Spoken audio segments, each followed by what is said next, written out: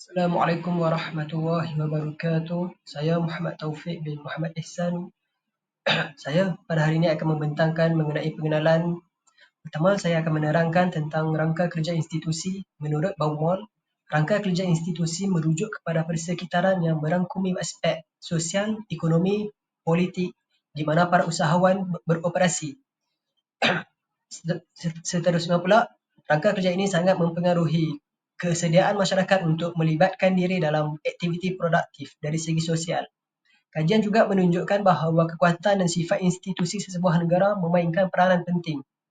Dengan kata lain, institusi yang kukuh dan mengokong akan menggalakkan lebih ramai individu untuk menceburi bidang keusahawanan. Akhir sekali, Welter dan Smallborn juga menegaskan bahawa institusi turut mempengaruhi sama ada seseorang individu memilih untuk terlibat dalam keusahawanan atau tidak. Kesimpulannya, rangka kerja institusi merupakan faktor utama yang membentuk Assalamualaikum warahmatullahi wabarakatuh. Seterusnya pula kita akan masuk ke bahagian definisi. Menurut Global Entrepreneurship Monitor, keusahawanan sosial melibatkan penciptaan atau pembangunan usaha yang bertujuan untuk menanggani keperluan sosial dan komuniti.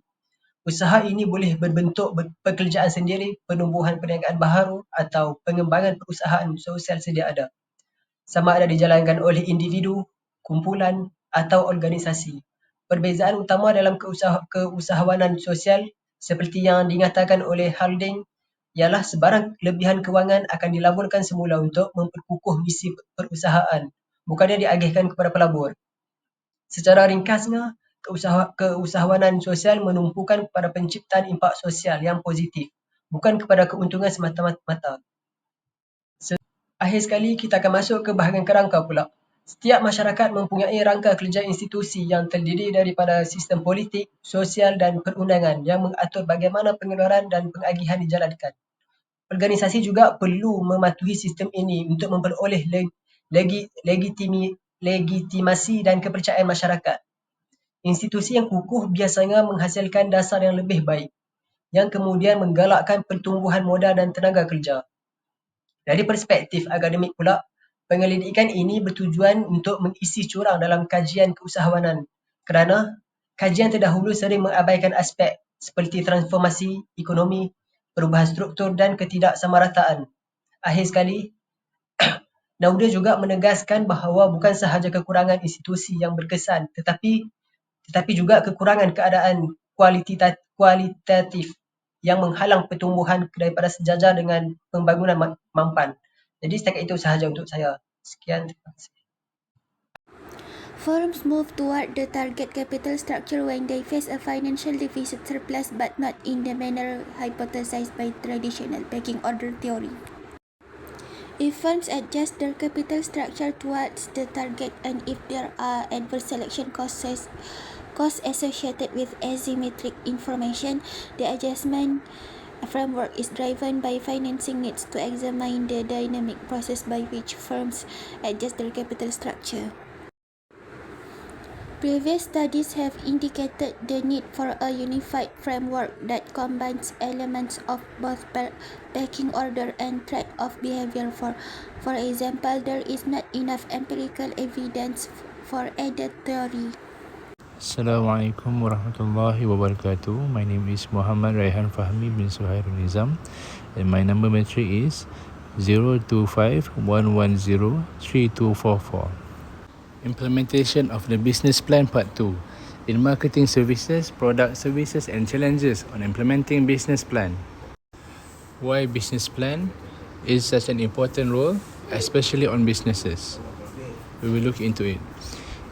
In today's highly competitive business environment, companies are required not only to work hard, but also to plan strategically.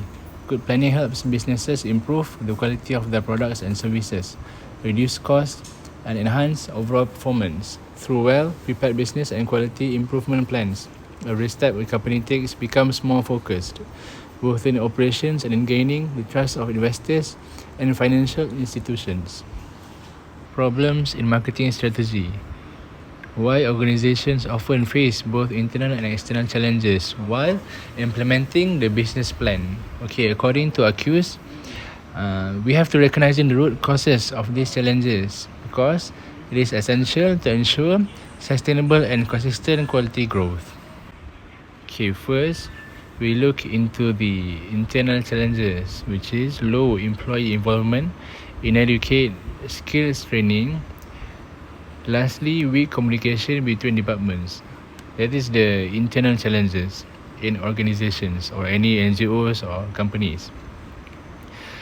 Furthermore, external challenges that they experience, which is strong market competition, limited financial resources, resistance from stakeholders. Okay, these combined factors make it difficult for any organizations, NGOs to maintain continuous improvement and achieve their desired performance goals. After we experience a lot of problems in marketing strategy, so Tikanan 2007 provides a solution to us. So according to Tikanan, companies use strategic marketing to identify customer needs, achieve satisfactions, improve performance and increase profits. By developing a clear marketing plan and etc. and ensure that quality improvement initiatives align with broader marketing goals. So we continue with problems in product and services. Companies often face high research and development costs, market uncertainty, and the constant need to adapt to new technologies and customer demands. Another major issue is sustainability. Products that are not durable, efficient, or environmentally responsible can harm the company's reputation and reduce its long-term competitiveness. After we analyze the problems in product and services, so we go through the solution in product and services. Okay, first from Olivia, according to Oliva and Kallenberg 2003, suggests that firms can extend their strategies beyond traditional production by offering services throughout the product life cycle, such as maintenance and operational support. This approach strengthens customer relationships and boosts long-term profitability while addressing high development costs and changing market demands. Last but not least, I want to highlight a few challenges in implementing business plan. Just some briefing before we go to the next subtopic. Okay, implementing a new business plan has several challenges. Companies need to balance structured planning with flexibility, manage independence across business units, handle risk from introducing disruptive ideas, and deal with competitors copying innovations, which can reduce their competitive advantage. That's all from me. So I will pass it to my next colleague. Assalamualaikum warahmatullahi wabarakatuh. My name is Gufani Huaina binti Johari. My number matric is 02511030099. I will be presenting about the challenges and strengths of environment-based social entrepreneurship. First of all, one of the main challenges is the unclear function of social entrepreneurs in the economy. Many studies focus on their motivation to create social or economic value, but not on their real impact on the economy. Because of this, it's still uncertain whether they are a new type of market actor or just an extension of non-profit organizations. These confusions make it difficult to measure their real contribution. However, their strength lies in their ability to bridge socio-economic goals. They combine profit-making with social impact, which allows them to use business methods to solve social and environmental problems more effectively than traditional NGOs or government programs. The second challenge is the difficulty in differentiating social entrepreneurship from NGOs and government initiatives. Many people still cannot clearly distinguish between them, which makes policymakers unsure whether to give social enterprises special recognition. But this challenge also highlights their strength, their hybrid nature. By combining business and social principles, social enterprises can be more independent, sustainable, and less reliant on donation. This flexibility helps them survive longer while continuing to benefit society and the environment. Next, limited access to capital and entrepreneurial skills is another big challenge. Many young social entrepreneurs struggle to find funding and lack proper training in business and innovation, investors often hesitate to support them because their goals are more social than financial.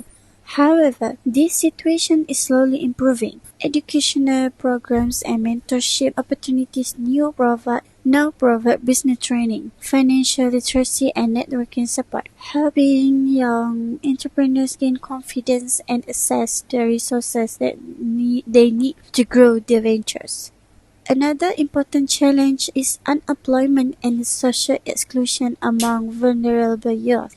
Many young people, especially from disadvantaged backgrounds, struggle to find jobs or feel disconnected from society. Social entrepreneurship helps address this by creating inclusive opportunities that empower youth through training and employment. When introduced early in schools, entrepreneurship programs can enhance creativity, self-esteem, and career readiness, allowing these individuals to rebuild their life and contribute to their communities. Finally, there is a lack of supportive policies and institutional frameworks.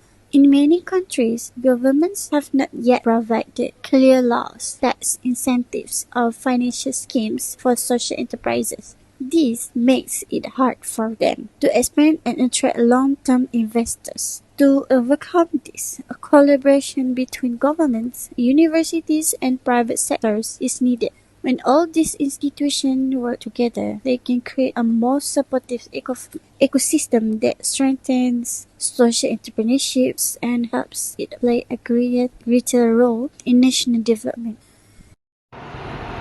Assalamualaikum warahmatullahi wabarakatuh. Saya akan menerangkan tentang kelemahan keusahawanan sosial. Okey, yang pertama, sumber kewangan terhad.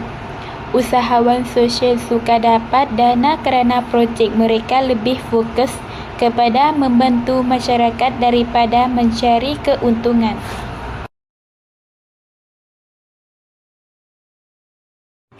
Kedua, kesekurang mengukur impak. Kesal sosial dan alam sekitar suka dilihat dengan segera. Jadi, pelebur kurang yakin untuk menyokong. Ketiga, kesedaran awam rendah. Ramai orang belum faham tentang keusahawanan sosial dan tidak memberi sokongan yang kuat. Kesukaran dalam mengukur impak sosial dan alam sekitar. Masalahnya, kesal projek sosial suka dilihat dalam masa singkat. Jadi, susah untuk menilai keberkesanan sebenar. Selain itu, kesedaran masyarakat terhadap produk hijau masih rendah. Ramai yang lebih memilih produk murah tanpa memikiran kesan terhadap alam sekitar. Oleh itu, penting bagi usahawan sosial untuk meningkatkan kesedaran awal supaya lebih ramai menyokong inisiatif hijau. Baik, untuk bahagian penyelesaian terdapat 3 langkah utama. Pertama, kita boleh melaksanakan kempel kesedaran alam sekitar secara berterusan supaya masyarakat lebih peka terhadap kepentingan menjaga dalam sekitar. Kedua, menggalakkan penggunaan produk hijau melalui insentif kepada pengguna, contohnya memberi diskaun atau jagaran kepada mereka yang membeli produk mesra alam. Dan akhir sekali, menggunakan alat seperti social retail or environment untuk menilai kesal sosial dan alam sekitar dengan lebih jelas. Kesimpulannya, 3 langkah ini dapat membantu meningkatkan kesedaran masyarakat dan memesti impak sosial serta alam sekitar dapat diukur dengan lebih berkesan. Itu sahaja daripada saya. Sekian, terima kasih. Good evening, everyone. My name is Abubakar Kamara, student in Bachelor in Islamic Study at Unisiraj. My part is compare the business plan to real life outcomes. This explores whether writing a business plan before starting a company really helps improve the success of the business later on. The problem here is independent for profit startups. This focuses on startups, new independent businesses created to make profit. We cannot ignore the amount of startup financing because it seems very likely that the more money that a company raises at the outset, the biggest it will grow during its early life.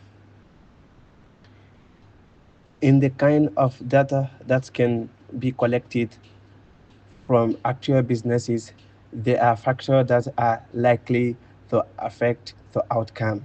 Among them are age of business, amount of initial capital, industry sector, business model, not to be confused with business plan, location and experience, education, gender, and age of the founder. Do business plan writing before a new venture start operating make a difference to its subsequent performance? A writing business plan is virtually a universal requirement for entrepreneurs who are seeking formal venture capital. However, very few entrepreneurs ever have formal venture capital in hand at the moment they start their ventures.